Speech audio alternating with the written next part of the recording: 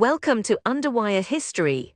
Michael I is declared Emperor of the Byzantine Empire. Stauracius is forced by senior officials to are unfolded through interacting constraints rather than one isolated trigger. Decision-makers operated within institutional limits, and each response narrowed the next available option. The evidence points to compounding risk rather than a single dramatic cause. That causal chain becomes clearer when incentives, governance and timing are read together. By 811, Stauracius faced mounting pressures as senior officials lost faith in his leadership.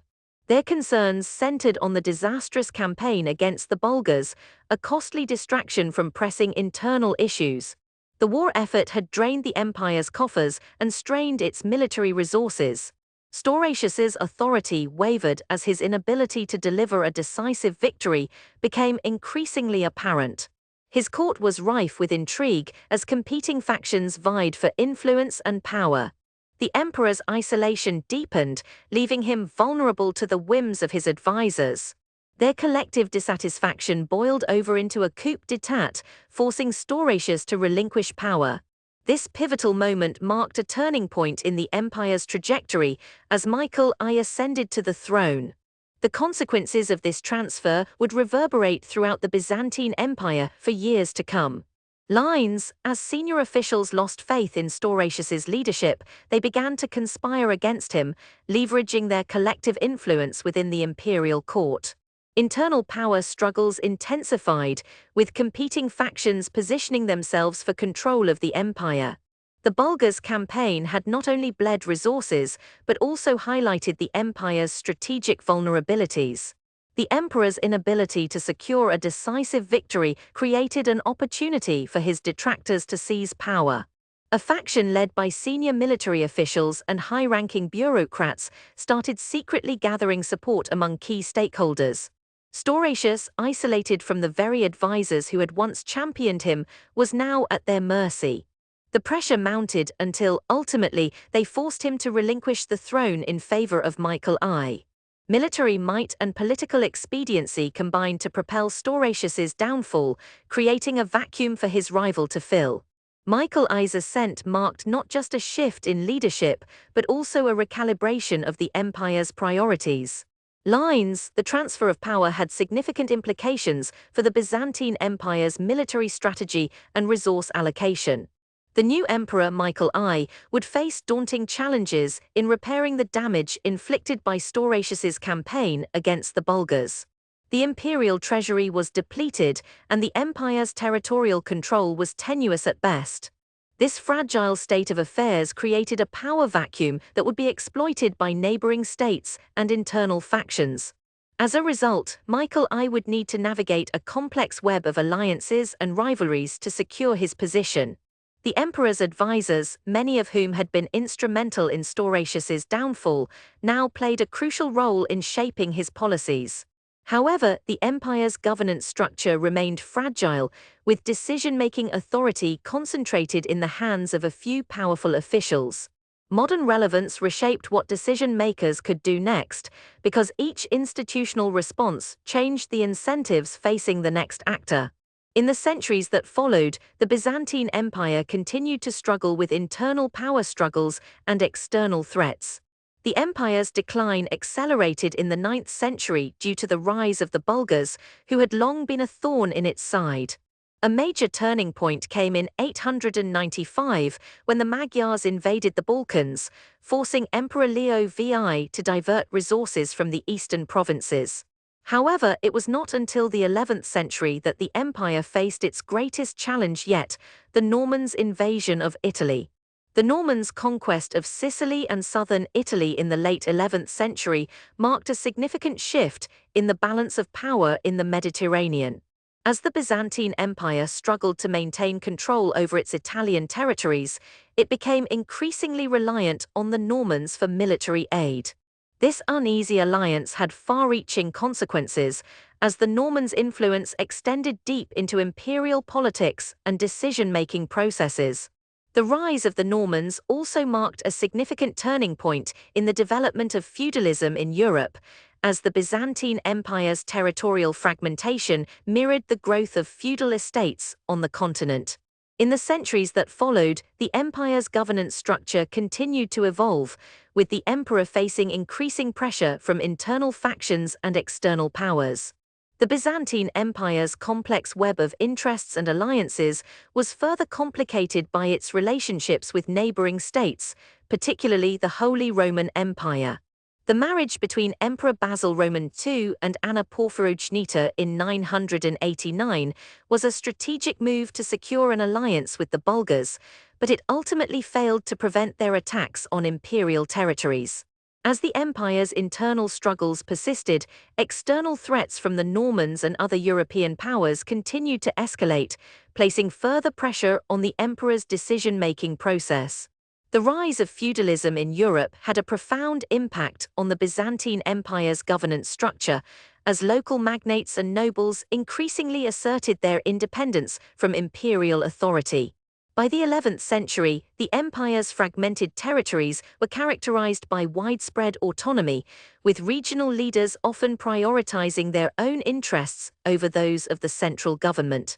This shift towards decentralized power was accompanied by a decline in the emperor's ability to enforce his will across the entire empire, creating new challenges for imperial administrators and diplomats alike. The Normans' influence extended deep into imperial politics, with some historians arguing that they effectively became a fourth branch of government. The emperor's authority was further eroded as regional leaders began to mint their own coins, issue their own laws, and even collect taxes independently.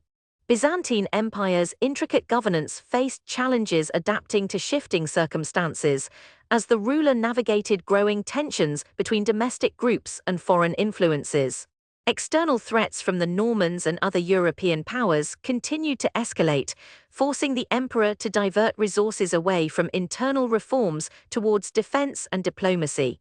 The rise of feudalism in Europe had created a new class of powerful nobles who were increasingly resistant to imperial authority, making it difficult for the emperor to implement his policies.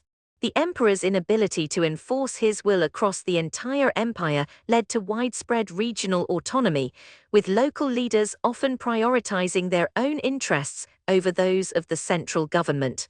Some historians argue that the Normans' influence extended so deep into imperial politics that they effectively became a fourth branch of government, with significant implications for the balance of power within the empire. The emperor's decision-making process was increasingly influenced by external factors, including the rise and fall of neighboring states and the shifting allegiances of regional leaders. The decline of the Byzantine Empire's central authority was further accelerated by a series of key decisions made by Emperor Alexios I Komnenos in the 12th century. In an effort to bolster the empire's defenses against external threats, he implemented significant military reforms and invested heavily in fortifications along the borders. However, these measures came at a steep cost. The emperor was forced to divert resources away from internal reforms, exacerbating existing regional tensions and creating new challenges for imperial administrators. As the Normans continued to exert their influence over imperial politics, Emperor Alexios I Komnenos found himself caught between competing demands from external powers and internal factions vying for power. This led to a series of high-stakes diplomatic maneuvers as he sought to maintain a delicate balance between rival interests. One key consequence of this central event was the rise of a new class of powerful regional leaders who were increasingly independent of imperial authority, further eroding the emperor's ability to enforce his will across the entire empire. Weakened from within and beset on all sides, the empire succumbed to inevitable collapse. In 1204, the Fourth Crusade would famously sack Constantinople, marking a devastating blow to the empire's fortunes and signaling the beginning of the end for the Byzantine Empire as a major world power. The aftermath of the Crusade saw a period of intense power struggles within the empire, with various factions vying for control of the capital city and the imperial throne. This internal chaos would ultimately pave the way for the rise of the Palaiologos dynasty, which would rule the Byzantine Empire until its eventual fall to the Ottoman Turks in 1453. The Byzantine Empire's institutional setup was characterized by a complex system of governance, with the emperor holding absolute power but facing significant challenges in enforcing his will across the vast territories under his control. The empire's administrative structure was divided into several regions, each governed by a separate official or governor who enjoyed considerable autonomy and often had their own armies and economic interests. This regionalization of power created tension between the imperial center and local leaders, who frequently clashed over issues such as taxation, trade, and military strategy.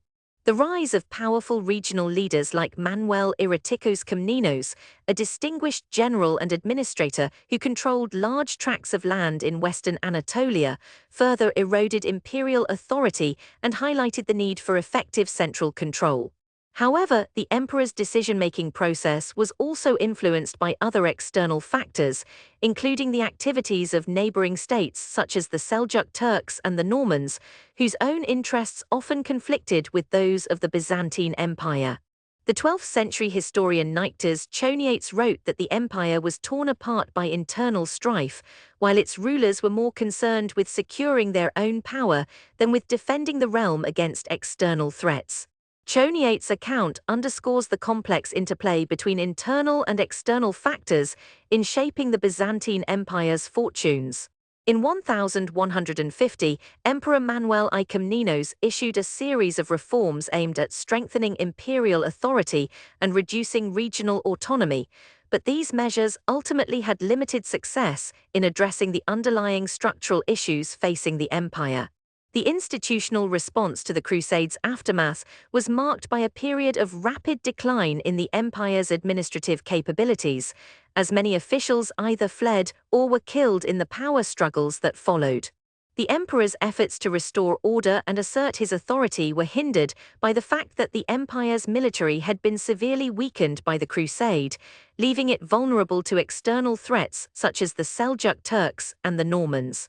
In 1169, Emperor Manuel I Komnenos appointed a new governor for Anatolia, Theodore Branas, who proved ineffective in quelling regional uprisings and strengthening imperial control over the region.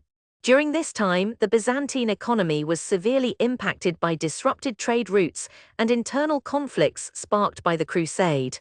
In 1176, Emperor Manuel I Komnenos launched a major campaign against the Seljuk Turks in eastern Anatolia, but the campaign was ultimately unsuccessful, leading to further erosion of imperial authority and the loss of more territory.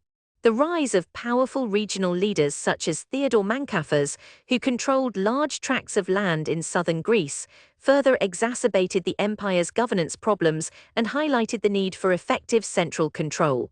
Nyctas Choniates' account of this period suggests that the Byzantine Empire was on the brink of collapse, with internal strife and external threats combining to create a perfect storm of instability. The emperor's decision-making process continued to be influenced by external factors, including the activities of neighboring states such as the Normans and the Lombards, whose own interests often conflicted with those of the Byzantine Empire. In 1180, Emperor Manuel I Komnenos died without an heir, leading to a succession crisis that further weakened imperial authority and paved the way for the rise of new dynasties such as the Angeloi. Thanks for listening to Underwire History. Look forward to seeing you next time.